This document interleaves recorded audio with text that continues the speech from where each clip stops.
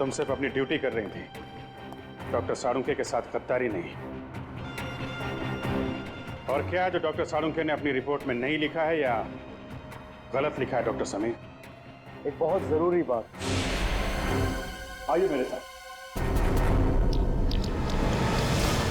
Doctor Salunkhe की report के मुताबिक लक्षिता पर करीब 10 फीट की दूरी से गोली चलाई गई थी और इंद्राणी पर करीब 8 फीट की दूरी से। हाँ सर, जहाँ से खूनियों ने गोली चलाई थी वहाँ से 8 से 10 फीट का डिफरेंस था। लेकिन घाव के टिश्यू कल्चर से हमें ये पता चला है कि खूनी ने लगभग 20 से 25 फीट की दूरी से गोली चलाई थी और खून पिस्टल से नहीं बल्कि स्नाइपर राइफल से हुआ था। स्नाइपर राइफल से? सर, कोई घर में स्नाइपर राइफल यूज क्यों करेगा? और वैसे भी विशाल, शौनक और राहुल ने कहा था कि उन्होंने पिस्टल इस्तेमाल की थी और सर्चिंग के टाइम हमें कोई राइफल मिली भी नहीं थी। और डॉक्टर तारिका, फार्म हाउस से हमें ये 9mm बुलेट्स मिले, किसी राइफल के बुलेट्स नहीं। यही बात तो हम साबित करना चाहते हैं रजत, कि खूनी ने पिस्टल से नहीं बल्कि राइफल की हाई स्पीड बुलेट से खून किया था। और जब वो गोलियां लक्षिता और इंद्राणी के शरीर से बाहर निकल गई तब खूनियों ने वो गोली कहीं छिपा दी हो। ये बात मैं आप सबको डेमोन्स्ट्रेट करके एक्सप्लेन कर सकता हूँ। ये स्कल ए है, इस पर हमने ठीक उसी साइज का छेद किया है जो लक्षिता के सर पे था। और स्कल बी और स्कल सी बिल्कुल सही सलामत है। मैं अभी आप लोगों के सामने स्कल बी पर .22 पिस्टल से 10 फीट की दूरी से फायर करूंगा और स्कल सी पर स्नाइपर राइफल से तकरीबन 20 फीट की दूरी से फायर करूंगा। जाहिर सी बात है कि दोनों बुलेट से अलग अलग किस्म के घाव होंगे। तो जो घाव लक्षिता के सर के घाव से यानी स्कल ए के घाव से मैच करेगा वो घाव मर्डर वेपन से किया गया होगा। राइट। गुड।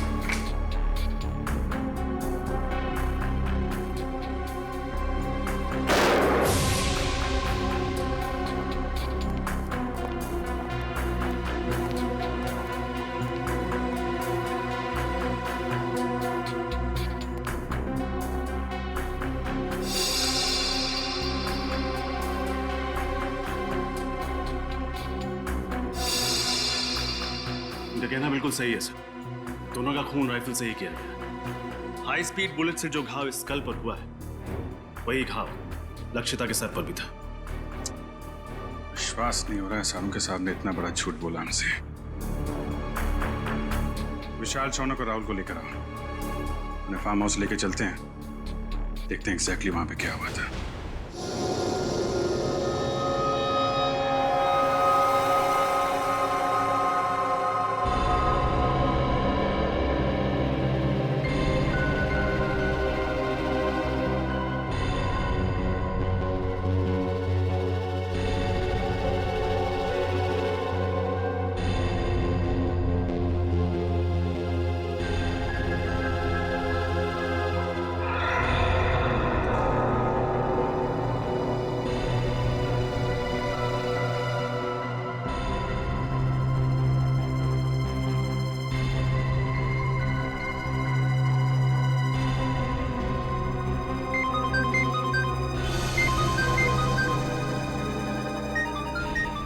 ये मेरा फोन है, मुझे लेने दो। डॉक्टर साळुंखे, आप शांत हो जाइए। अगर आप इतना चिल्लाएंगे तो आपका बीपी हाई हो जाएगा। Private number? हेलो जी, 1 मिनट, आपके लिए फोन। ठीक है। हेलो, कहाँ हो तुम? मैं दोपहर से तुम्हारा इंतजार कर रहा हूँ, फोन क्यों नहीं किया? देखो, हाँ मुझे याद है सब कुछ, दोहराने की जरूरत नहीं है। आ रहा हूं मैं वहां पर।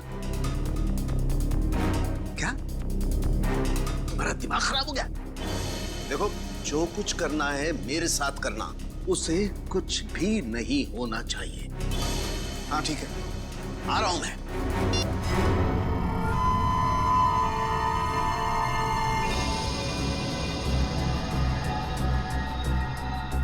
लक्षिता और इंद्राणी यहाँ सोफे पे बैठे हुए थे।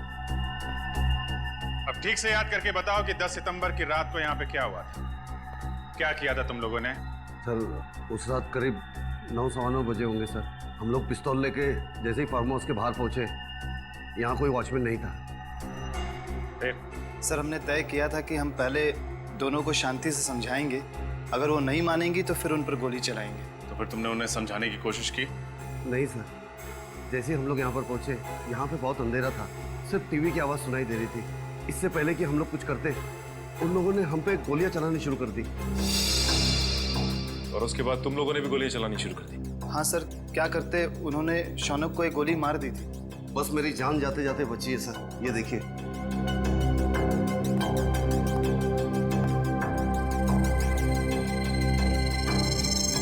जब तुम्हें ये गोली लगी तो तुम कहाँ खड़े थे? यहाँ सर, मैं यहाँ खड़ा था सर। जैसे ही मुझे गोली लगी, मैं वहां पर उस दीवार पर जाके टकराया और मेरा सर वहां पर लग गया।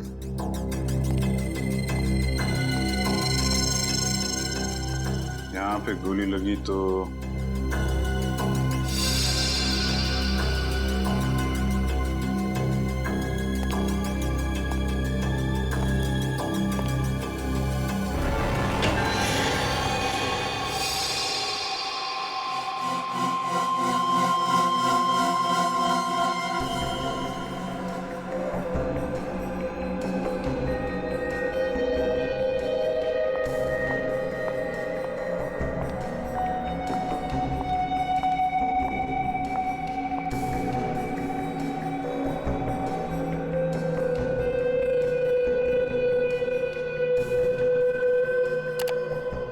तारीख गाड़ी की बैक सीट पर जो खून के धब्बे मिले हैं उनकी जांच हो गई है। 2 अलग अलग लोगों का खून है और दोनों में औरत का डीएनए मिला है। Have a look.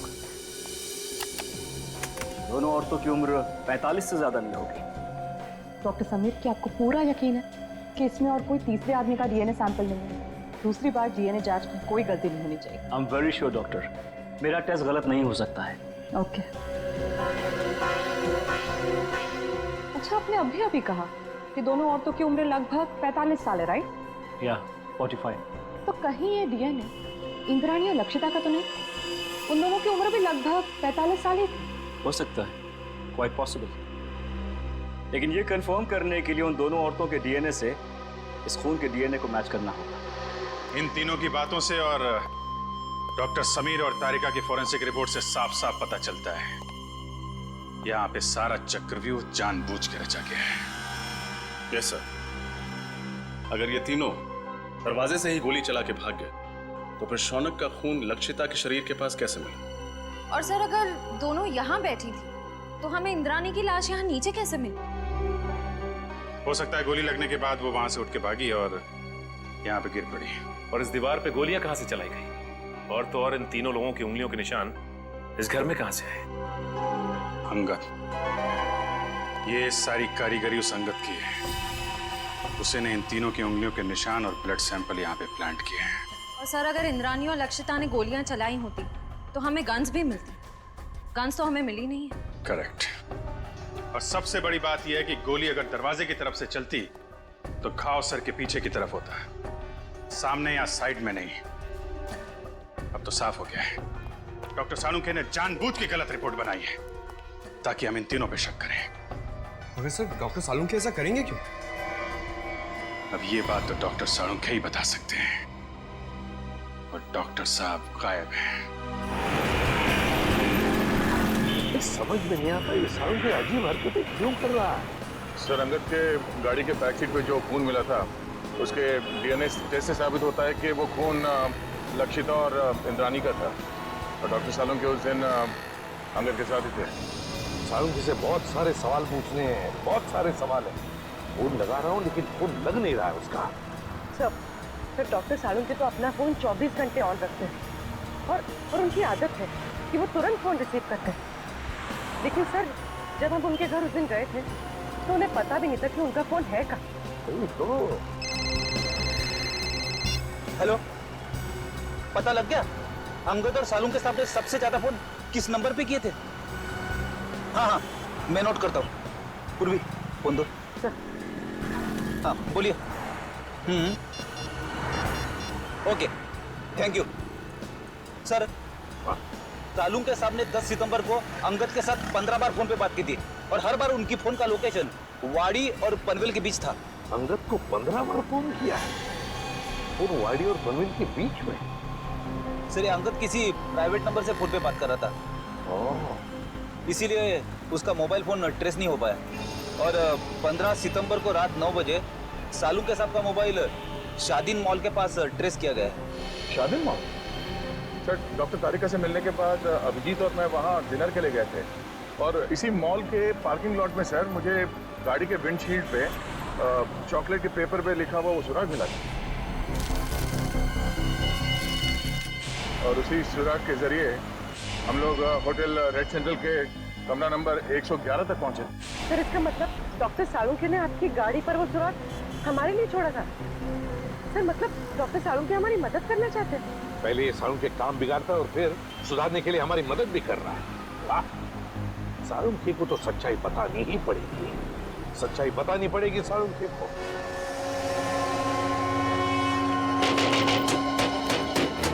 Salunkhe! Salunkhe! Doctor साहब!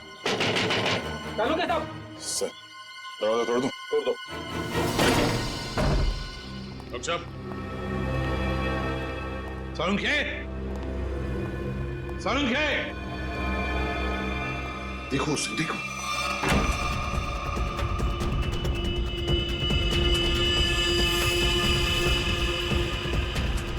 अबे पकिया, उठ, सीआईडी वाले आगे। सालुंखे! डॉक्टर साहब! डॉक्टर साहब!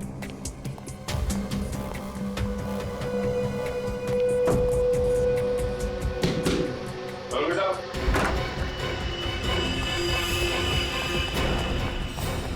रुक जा! सालुंखे सर, सालुंखे सर,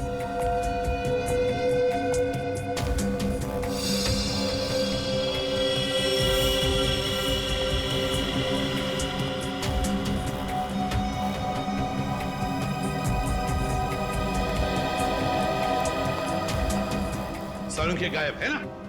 क्या शक था मुझे यही होगा। सर, ये क्या है? सालुंखे का पुराना शौक, लकड़ी के मॉडल्स बनाना।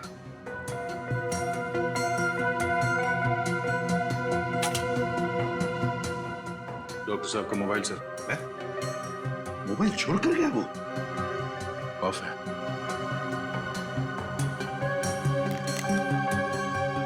सर, इसमें ना तो बैटरी है ना सिम कार्ड। बैटरी भी नहीं, सिम कार्ड भी नहीं। सर, सालुंखे सर तो कहीं नहीं, मगर अंदर के कमरे में काफी सारे मॉनिटर्स का सेटअप लगा है। CCTV monitor. CCTV monitors?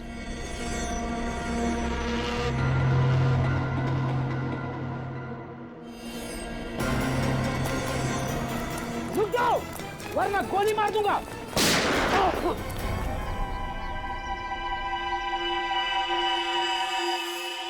बच गया,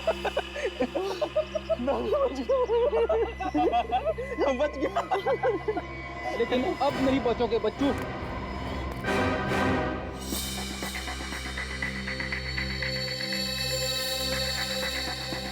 सर, हाँ।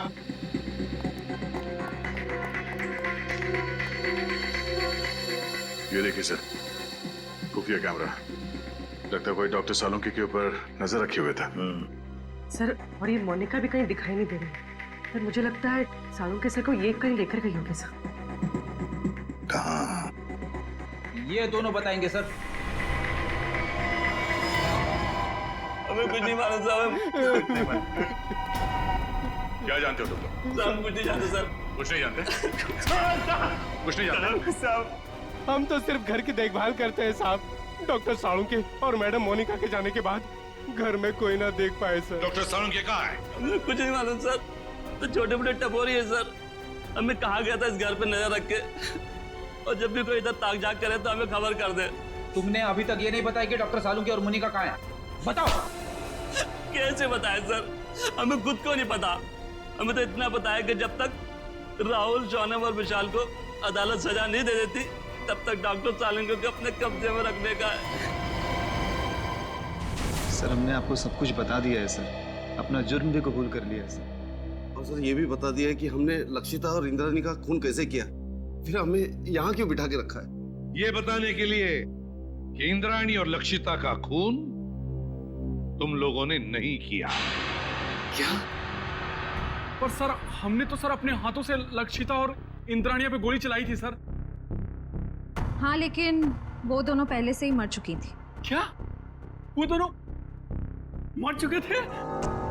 हाँ, मैं समझाता हूं। तुम तीनों ने गोलियां जरूर चलाई थी इंद्राणी और लक्षिता पर उनकी मौत जिन गोलियों से हुई वो गोलियां तुम लोगों ने भी चलाई। तो फिर वो गोलियां किसने चलाई? उस खूनी ने चलाई थी गोलियां जो तुम्हें इन दोनों के खून में फंसाना चाहता था। सर अगर हमने खून नहीं किया तो फिर हम जा सकते हैं सर? नहीं, तुम लोगों ने खून नहीं किया पर खून करने की कोशिश जरूर की है और इसकी सजा तुम्हें जरूर मिलेगी। देखो, अगर तुम तीनों लंबी सजा से बचना चाहते हो तो तुम तीनों को हमारी मदद करनी होगी ताकि असली गुनहगार पकड़ा जा सके। करेंगे सर, आप जो कहेंगे करेंगे। हम लोग तीनों आपकी पूरी मदद करेंगे सर। और एक बात बताओ, क्या तुम लोगों का ऐसा कोई दुश्मन है जिसे फायदा हो तुम तीनों को फांसी पे चढ़ाकर? सर दुश्मन तो वैसे कई है। हम लोग जिस धंधे में काम करते हैं वहां पर सर दोस्त कम दुश्मन ज्यादा होते हैं। किस किस का नाम ले सर? सर, इन तीनों को फंसाने के लिए खूनी को पहले से मालूम होना चाहिए था कि उस रात ये लोग लक्षिता और इंद्राणी का खून करने जाने वाले हैं। ये बात तो है दया, कोई तो जरूर जानता होगा। एक बात बताओ, कौन जानता था तुम्हारे इस प्लान के बारे में कि तुम उस फार्म हाउस पर जाने वाले हो? नहीं सर, ये बात तो हमने राजी रखी थी। वैसे ये प्लान तुम लोगों ने बनाया कहां पर? हा? सर होटल रेड सेंट्रल में। अंगद के कमरे में? कमरा नंबर 111 में? नहीं, रूम नंबर 111 में नहीं सर, 308 सर। हाँ सर। वो रूम नंबर 308? तो क्या कोई अजनबी आया था तुम्हारे कमरे में 308 में जब तुम लोग बातचीत कर रहे थे? विशाल, तुझे याद है जब हम लोग उस कमरे में बात कर रहे थे तो वहाँ एक वेटर आया था इंटरकॉम का फोन रिपेयर करने के लिए, और उसने गलती से टेबल पे रखा हुआ खाना गिरा दिया। अरे गलती से नहीं भाई, जानबूझकर गिराया था उसने खाना। और वो उस कमरे के अंदर कपड़ा ढूंढ रहा था खाना पोंछने के लिए ताकि वो टाइम पास कर सके और हमारी बातचीत सुन सके। लेकिन सर हमने उसके सामने तो कोई ऐसी बातचीत की ही नहीं थी। सचिन, ले जाओ इन तीनों को। चलो आप रेडी? क्या पता चल? सर हाँ। हमने पूरा फुटेज चेक कर लिया सर। सालुंके साहब के घर पे मोनिका और तारिका के अलावा बाहर का कोई आदमी आया नहीं था। और सर सालुंके साहब और तारिका के बीच में कुछ बातचीत हुई है। क्या बातचीत हुई है? अब साउंड नहीं है, इसके लिए समझ में नहीं आ रहा। सर, किसी लिप रीडिंग एक्सपर्ट को बुला लेते हैं, शायद कुछ पता चल जाए कि इन दोनों के बीच क्या बातचीत हुई थी। बुला लो किसी लिप रीडिंग एक्सपर्ट को, पता तो चले क्या बात हो रही थी। होटल रेड सेंट्रल, कमरा नंबर 308, वेटर।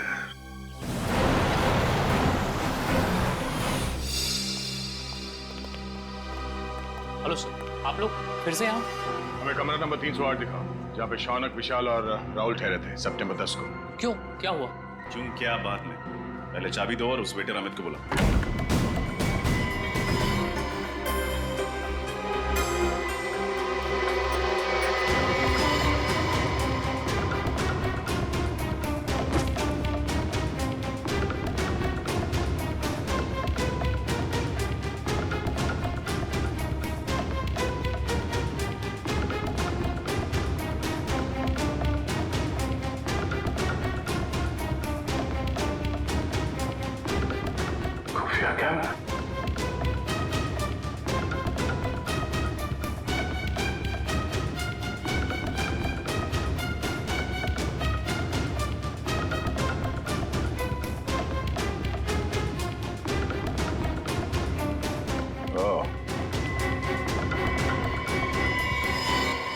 ये देखो, खुफिया कैमरा और ये बग। इन चीजों के जरिए खूनी शौनक और उसके साथियों का प्लान सुन रहा था। सर, अमित आ गया। आइए अमित जी, आइए। हाँ, बैठ बैठ इधर। तूने लगा था ना ये कैमरा और ये बग इस कमरे में, हाँ? ताकि तुम विशाल, शौनक और राहुल की बातें सुन सको। क्यों? नहीं सर, मैंने कोई बग नहीं लगाया सर, मैंने कोई बग नहीं लगाया सर। देख, सच बोल, वो बग हमें मिल चुका है, समझा? बात यहीं पे बताएगा या कहीं और ले चले तुझे? हाँ सर, हाँ, मैं नहीं लगाया था बग सर, मगर मैंने ये अंकल साहब के कहने पे ही किया था साहब, और उन्होंने मुझे 50,000 के बदले में 2 काम करने को कहा था साहब। कौन से 2 काम? सर, एक काम तो किसी बहाने इसी कमरे में बग और कैमरा लगाने को कहा था साहब। और दूसरा काम? दूसरा काम लक्षिता और इंद्राणी मैडम को इस होटल के बाहर किसी इलाके में छोड़ने को कहा था साहब। कब की बात है ये 10 सितंबर शाम को 6:45 बजे के आसपास का टाइम था सर।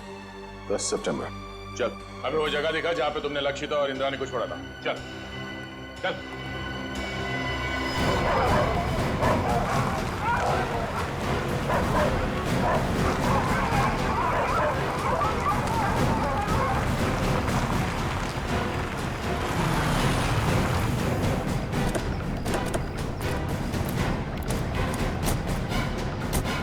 सर, यहाँ पे छोड़ा था मैंने, और सर वो दोनों वहाँ पे खड़े थे, वहाँ पे। कुछ बात कर रहे थे वो? हाँ सर, बहुत ही गुस्से में बात कर रहे थे सर। कह रहे थे कि वो हमें धमकाने की कोशिश कर सकता है, अगर उसने दगाबाजी करने की कोशिश की तो हम भी उसे छोड़ेंगे नहीं। लेकिन सर उसके बाद मैं होटल में चला गया, उसके बाद क्या कुछ हुआ मेरे को सर पता नहीं। सर, इंस्पेक्टर विजय ने डॉक्टर सालुंखे और अंगद की गाड़ी को आखिरी बार यहीं आगे पास में ही देखा था, और बाद में गाड़ी की बैक सीट पर उन दोनों औरतों के खून के निशान भी मिले। ऐसी जगह पे राइफल या स्पीड बुलेट का इस्तेमाल किया जा सकता है। खूनी ने राइफल का इस्तेमाल किया है, पिस्टल का नहीं। तो गोली 5 फीट की दूरी से नहीं, काफी दूर से चलाई गई है। एक काम करो, आसपास देखो कोई सबूत मिलता है क्या।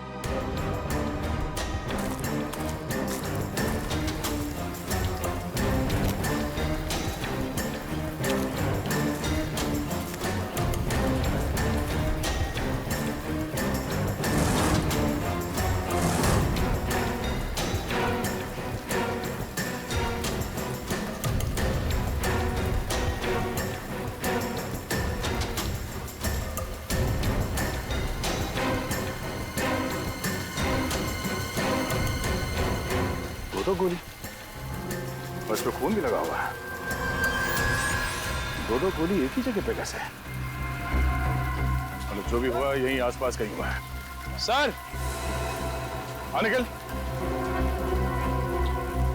सर, इस झाड़ी में ये सैंडल मिला है सर, इस पे खून लगा हुआ है, लेकिन सर खून सूखा हुआ है सर। खून लगा? हाँ सर।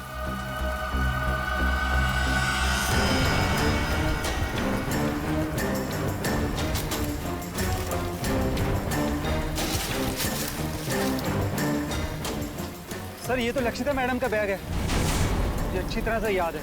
उस दिन होटल में वो यही बैग लेकर आई थी। लक्षिता मैडम का बैग? कैसे? ये खून लगा हुआ है। इस बैग पे जो उंगलियों के निशान हैं, जरूर उस खूनी के होंगे। और वो खूनी भी ज्यादा दूर नहीं गया होगा।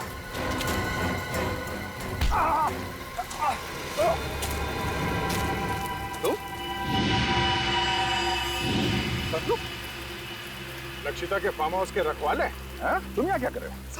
साहब मुझे माफ कर दो साहब, मैंने कोई खून नहीं किया साहब, मुझे तो आपके ऊपर नजर रखने के लिए कहा गया था साहब। सच बता, तूने झूठी गवाही क्यों दी? हमें पता चल चुका है कि तूने फार्म हाउस पे कोई खून होते हुए देखा ही नहीं, क्योंकि तुम्हारी लक्षिता मैडम और इंद्राणी मैडम, उन दोनों की मौत 7:30 बजे हुई, और यहाँ पे। साहब मुझे छोड़ दो साहब, मुझे अंकल साहब ने बोला था ऐसा करने के लिए साहब। अंगद मर चुका है। मुझे कोई दूसरा आदमी फोन करके काम करने के लिए कहता था साहब। कौन है वो आदमी? मुझे नहीं पता साहब, कौन है वो आदमी? वो कभी सामने नहीं आया साहब, वो हमेशा मुझे फोन पे बोलता था सर। मगर अब उसे सामने आना ही होगा। चल चल। मिस्टर मयंक, इस सीसीटीवी फुटेज को गौर से देखिए और हमें बताइए कि ये लोग क्या बोल रहे हैं। इसमें कोई साउंड सुनाई नहीं दे रहा है। यही तो मेरा काम है ऑफिसर। मैं उनकी होठों की मूवमेंट से पता लगाऊंगा कि वो क्या बोल रहे थे।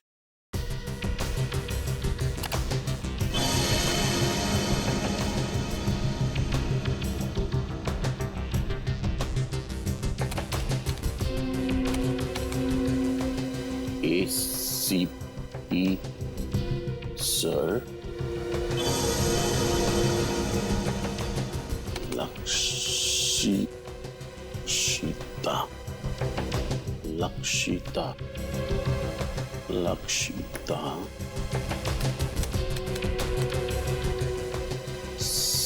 CID टीम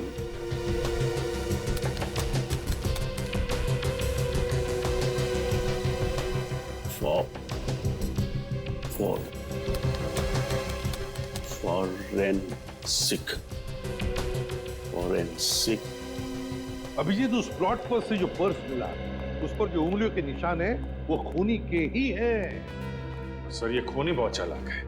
काम होने के बाद अपने आदमियों को भी मार डालता है। अंगद के अलावा किसी और को कुछ मालूम नहीं था उसके बारे में, इसलिए लक्षिता और इंद्राणी को मारने के बाद उसने अंगद का भी खून कर दिया। और इसीलिए अभिजीत, मुझे साळुंखे की चिंता हो रही है। उसकी भी जान को खतरा हो सकता है। समझ में नहीं आता गया कहाँ। हाँ, मैं कुछ मिला क्या? सर कोशिश कर रहा हूं सर। सर ये मोनिका मुझे नर्स नहीं एक क्रिमिनल लगती है। जरूर यही सालुंखे साहब को कहीं ले गई होगी। हाँ, और ये तारिका ये साळुंखे के घर क्यों गई थी उससे मिलने? और ये बात उसने हमें बताई भी नहीं। सर ये देखिए, तो डॉक्टर तारिका डॉक्टर सालुंखे से माफी मांग रही है और कह रही है ACP सर और पूरी CID team Lakshita Indrayani murder case में की गई आपकी फॉरेंसिक जांच पर शक कर रही है। सॉरी सर, ये सब मेरी वजह से हो रहा है।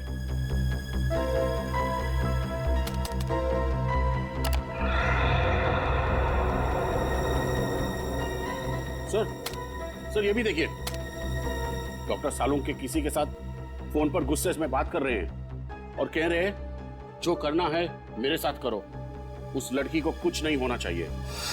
मैं आ रहा हूं। उस लड़की को जाने दो। है कौन ये लड़की अभिजीत, जिसे साळुंखे बचाने की कोशिश कर रहा और फिर खुद गायब हो गया? कहां गायब हो गया ये साळुंखे? ये सारा चक्कर क्या है?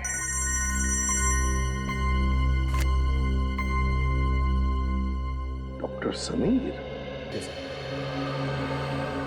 ये तो हाई स्पीड बुलेट है। यस सर, और ये .22 कैलिबर की राइफल से फायर की गई थी। लक्षिता और इंद्राणी के शरीर पर जो घाव थे वो इन्हीं बुलेट से हुए थे सर।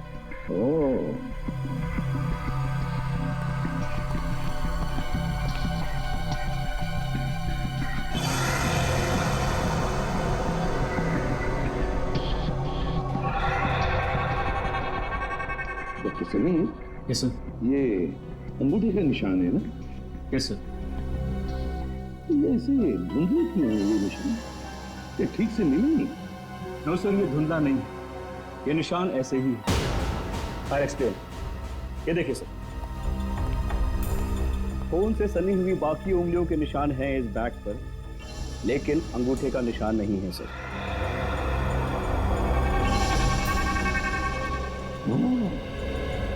लगता है अभिजीत ये अंगूठा डैमेज है, जिसकी वजह से रेखाएं मिट गई हैं।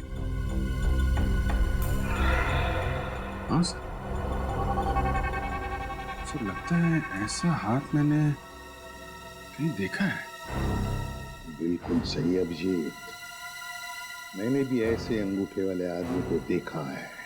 लेकिन अभिजीत, हम ऐसे अंगूठे वाले खूनी को तब तक नहीं पकड़ सकते जब तक हमें यह पता नहीं कि उसने साळुंखे को छुपा के रखा कहाँ है, और फिर साळुंखे किस लड़की को बचाने की कोशिश कर रहा है समझ में नहीं आ रहा है, और फिर क्यों? तो अब क्या करें सर? कुछ तो जरूर करेंगे, कुछ तो जरूर करेंगे। साळुंखे को तो ढूंढना ही है। जरा सोचो, साळुंखे ने फोरेंसिक का रिपोर्ट गलत बनाया ताकि हम उस पर शक करें, और फिर उन्होंने दया के लिए होटल रेड सेंट्रल का सुराग छोड़ा, उसकी गाड़ी के वाइपर पे। उन्हें पता था कि हम उनके घर पे पूछताछ करने जरूर जाएंगे और हमें पता चल जाएगा कि उनके घर पे CCTV कैमरे लगाए गए। सर, डॉक्टर साळुंखे ने हर कदम पे बहुत होशियारी से हमारे लिए सुराग छोड़े हैं, तो अपने घर पे कोई ना कोई सुराग छोड़े बगैर तो जा नहीं सकते सर। लेकिन सर, हमें उनके घर पर ऐसा कुछ भी नहीं मिला था। है सुराग है। कौन सा सुराग सर? घर रेडी, घर, एक लकड़ी का छोटा सा घर। सीसीटीवी फुटेज में हमने देखा है कि सालुंग के घर से बाहर जाने से पहले एक छोटा सा घर बना रहा था। वो घर तो डॉक्टर तारिका के घर जैसा है सर।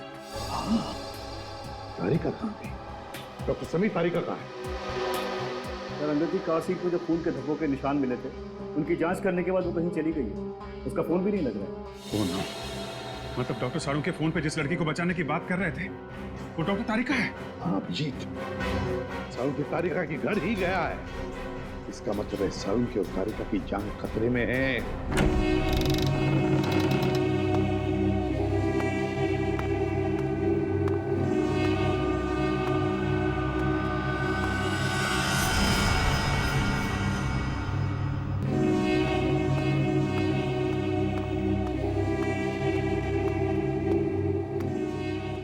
आज तुम दोनों की मौत होगी। आज ये सारा किस्सा ही खत्म होगा।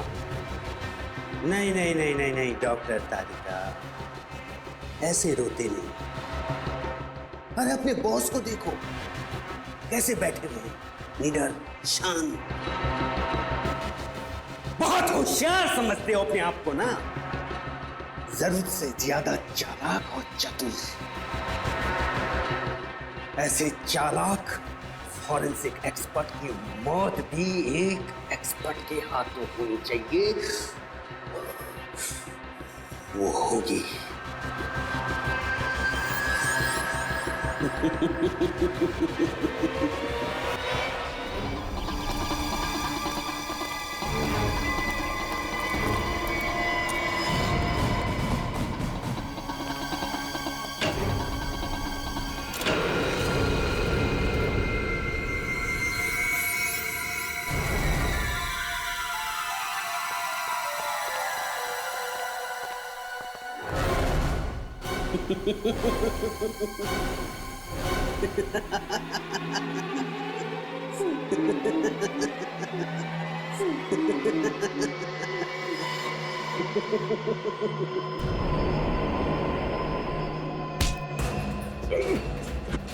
इंजेक्शन दे दो तुषार, और किसी नहीं।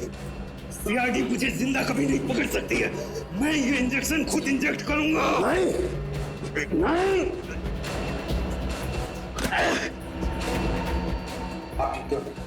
तुम ठीक हो डॉक्टर तारिका? बहुत होशियारी दिखा ली तुमने तुषार। बता, तेरी साथी मोनिका कहाँ? मैंने इसे भी जहर का इंजेक्शन दिया है। साथी तक को नहीं छोड़ा। पंकज, जल्दी से मोनिका के पास जा और उसे हॉस्पिटल पहुंचा। अब तेरा खेल खत्म तुषार। तूने डॉक्टर सालुंग की कोई बेईमानी करने पर मजबूर किया, लेकिन उन्होंने बेईमानी में भी ईमानदारी दिखाई और हमारे लिए सुराग छोड़ते गए। आपने मुझे धोखा दिया डॉक्टर साहब। अगर मुझे फांसी नहीं हुई तो जेल से निकलने के बाद मैं सीधे आपका खून करूंगा। अगर दोबारा डॉक्टर साळुंखे के साथ ऐसे बात की तो तू बोलने लायक भी नहीं रहेगा।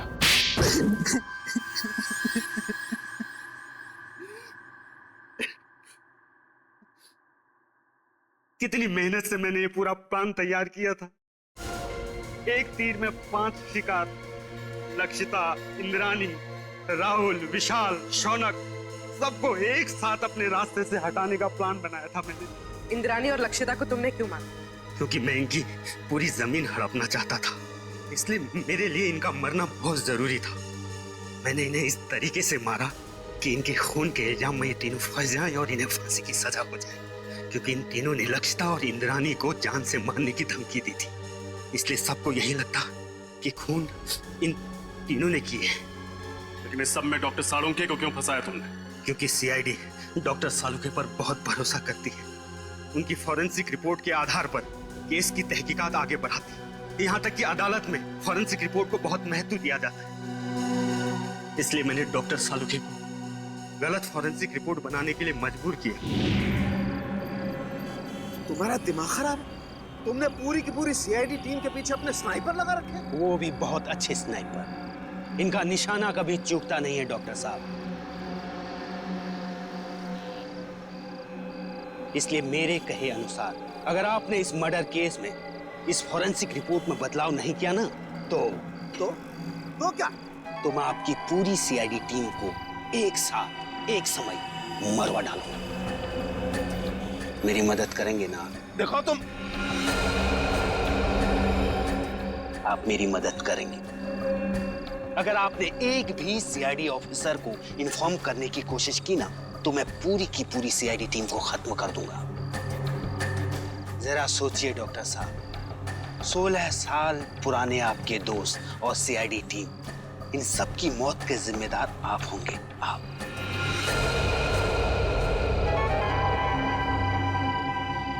ठीक है, मैं तुम्हारी मदद करूंगा। बहुत अच्छी।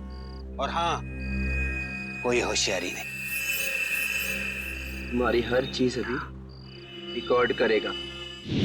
तुमने डॉक्टर सालुंखे पर दबाव डालने के लिए हमारी जान लेने की धमकी दी। एक इंसान के पीछे एक हैवान छुपा हुआ है। अब बताओ, 10 सितंबर की रात को पनवेल के फार्म हाउस में क्या हुआ था? मुझे पता था अंधेरे में गोलियां चलाने के बाद राहुल, शौनक और विशाल को यही लगेगा कि उन्होंने लक्षिता और इंद्रानी को मार डाला है। जब वो वहां से भाग रहे थे तब मैंने वॉचमैन संतरू का इस्तेमाल किया। मुझे एक चश्मदीद गवाह की जरूरत थी जिसके बयान पर सीआईडी भी भरोसा करती और जो बाद में अदालत में भी तीनों के खिलाफ गवाही देता। प्लान तो तुमने बहुत मेहनत से बनाया था, लेकिन डॉक्टर सालुंखे की होशियारी और हमारी टीम की सूझबूझ और एकता के कारण तुम्हारा प्लान कामयाब नहीं हुआ। अब तुम्हारे खिलाफ ऐसा केस तैयार करेंगे कि इस डबल मर्डर के लिए तुम्हें फांसी ही होगी। सालुंखे, यार हमने तुम पर शक किया, मगर तुमने अपना सब कुछ दांव पर लगा दिया हमें बचाने के लिए। सॉरी यार। अरे सॉरी? हाँ सॉरी। कम ऑन यार, अरे मेरा फर्ज था ये सब कुछ करना। पिछले 16 साल से हम लोग एक परिवार की तरह से काम कर रहे हैं। सीआईडी मेरा अपना परिवार है यार।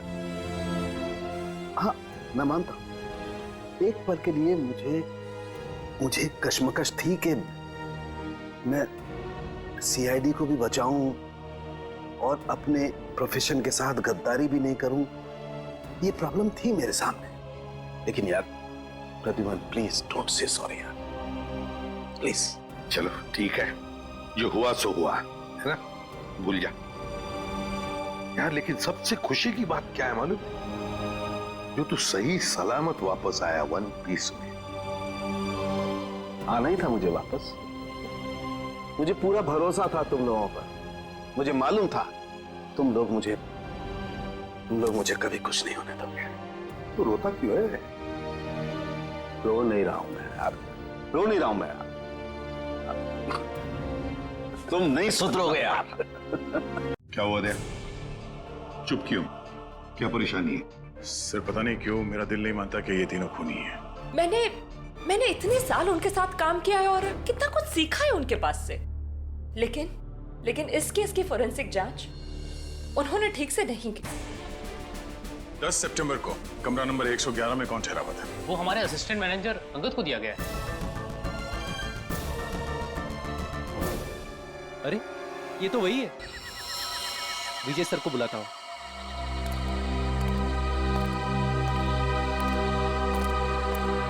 हेलो हेलो विजय सर। हाँ बोलो दीपक। सर इधर लफड़ा हुआ है।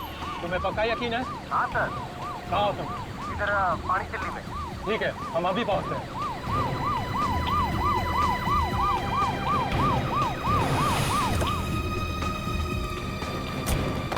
सर कहाँ है गाड़ी? सर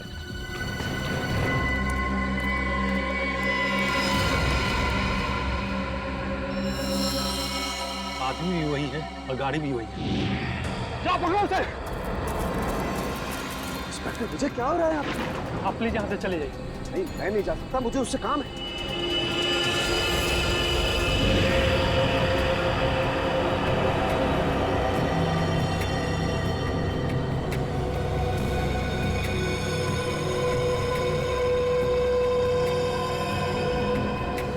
अब क्या करें सर? सीआईडी को फोन करना पड़ेगा।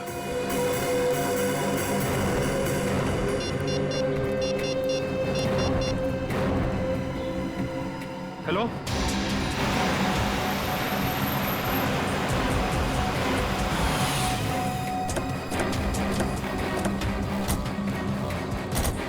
Hello sir. अंगद कहाँ है? सर गाड़ी के अंदर।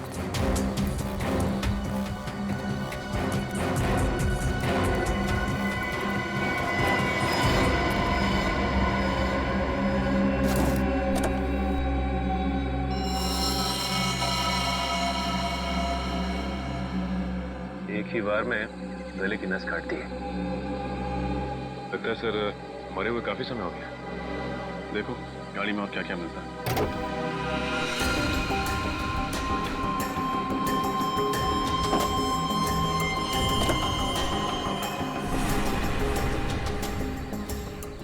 सर यहाँ ये गाड़ी की पिछली सीट पे खून के धब्बे।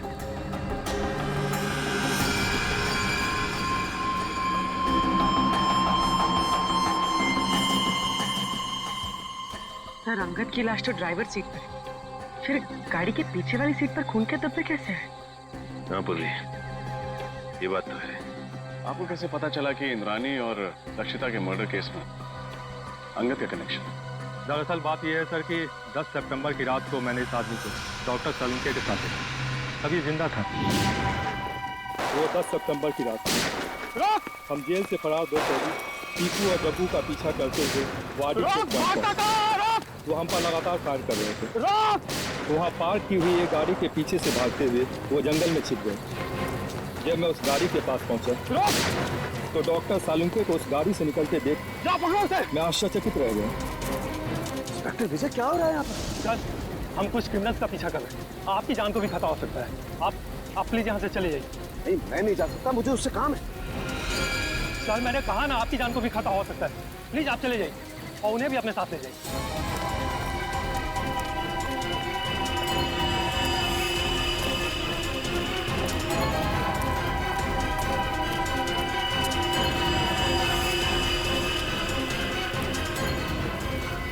10 सितंबर को आपने डॉक्टर साळुंखे को अंगद के साथ देखा था। 10 सितंबर को तो इंद्राणी और लक्षिता का खून हुआ था। सर हमने उनसे कहा था कि वो दोनों वहां से चले जाएं। वहां गोलियां चल रही थी, उनकी जान को खतरा था। लेकिन डॉक्टर साळुंखे जिद करने लगे कि उन्हें इस आदमी से कुछ जरूरी बात करनी है। एक बात समझ में नहीं आई, लक्षिता और इंद्राणी के मर्डर से पहले साळुंखे साहब अंगद को कैसे जानते थे? और आखिर ऐसी क्या बात थी कि वो दूसरा रात अंगद से मिलने गए? ये सवाल तो डॉक्टर साळुंखे से एसीपी सर ही पूछ सकता है। ये रही डॉक्टर साळुंखे की तैयार की गई फॉरेंसिक रिपोर्ट, जो उन्होंने सितंबर 11 को तैयार की थी। और इस फोल्डर में दोबारा की तैयार की गई पोस्टमार्टम रिपोर्ट है, जो तारिका और मैंने मिलकर तैयार की। और क्या अंतर है दोनों में? डॉक्टर साळुंखे की रिपोर्ट के मुताबिक इंद्राणी और लक्षिता का खून रात 9 और 11 बजे के बीच हुआ, जबकि सच तो यह है कि दोनों की मौत रात 8 बजे के पहले हो चुकी थी। क्या? 10 सितंबर की रात को मैंने इस आदमी को डॉक्टर साळुंखे के साथ देखा था।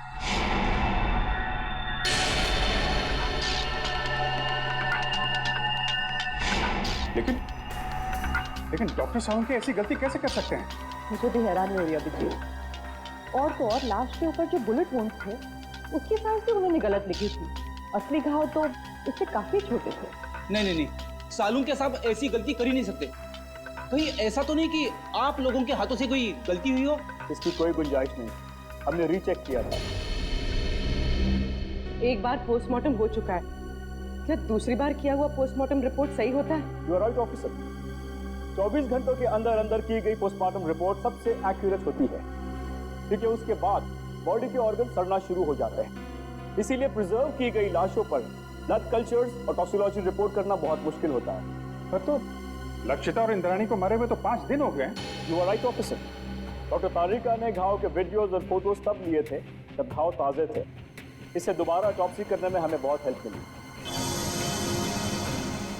डॉक्टर तारिका, आपने ये तो मैंने इसलिए किया अभिजीत, मुझे डॉक्टर साळुंखे पर शक हो रहा था, वो पोस्टमार्टम ठीक से नहीं कर रहे। सॉरी। नहीं, तुम्हें परेशान होने की जरूरत नहीं है तारिका।